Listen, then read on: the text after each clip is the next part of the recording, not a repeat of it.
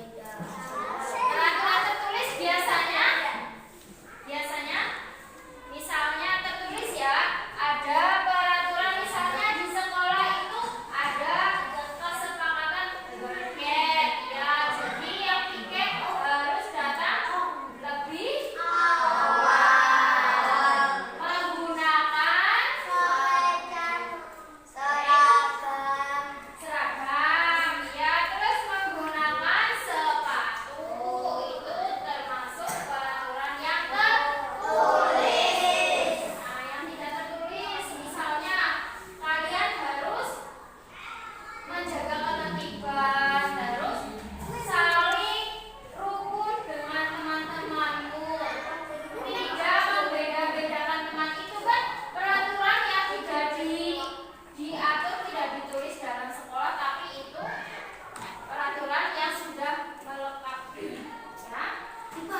Misalnya dalam ujian itu kalian tidak boleh mencontek.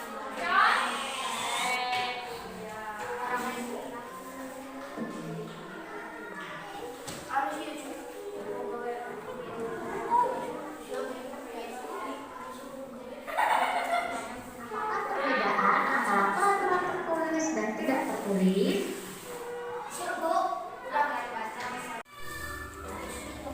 Peraturan tertulis itu artinya ada aturan yang tertulis dan harus ditaati oleh semua orang. Kalau kita melanggar aturan tertulis ini, pasti ada sanksi yang memaksa, seperti denda atau bahkan dipenjara. Sementara peraturan tidak tertulis itu lebih fleksibel karena hanya ada dalam pengertian dan persepsi masyarakat. Ya, seperti yang tadi Ibu jelaskan, yaitu peraturan tertulis itu artinya aturan yang ditulis dan harus ditaati. Ya, misalnya peraturan di sekolah tadi. Jadi kalian harus menaati peraturan. Misalnya sekarang kalau peraturan yang tidak tertulis itu bersifat fleksibel, bisa berubah-ubah karena hanya ada dalam pengertian dan persepsi masyarakat. Kalau tidak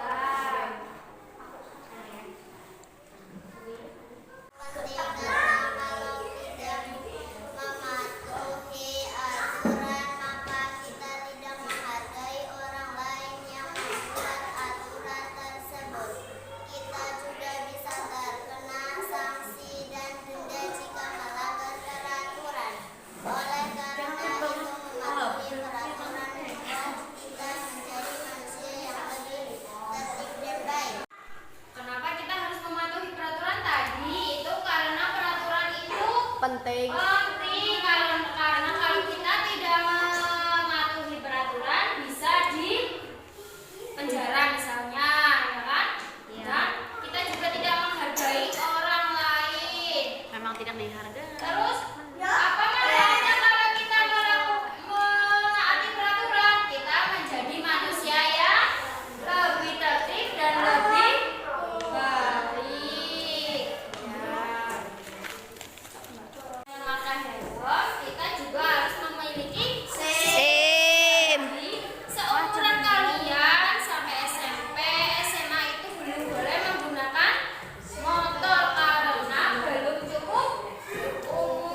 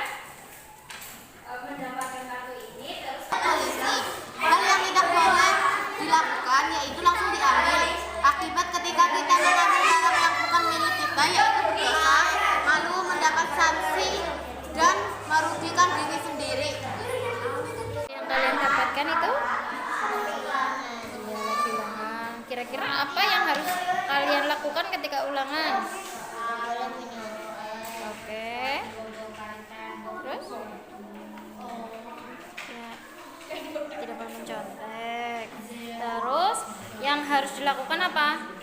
mengerjakan Ya, mengerjakan dengan.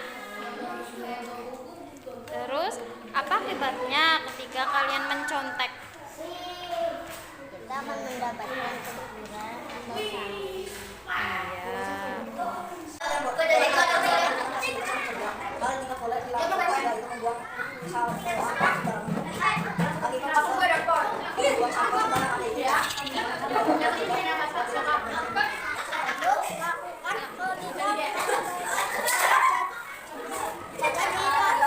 Kita harus berbuat jujur dan kondisi dalam kelas.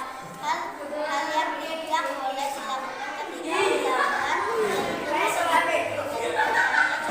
kepada teman. Akibat yaitu berdosa, merasa malu, ruang kelas menjadi tidak dan ditegur oleh guru.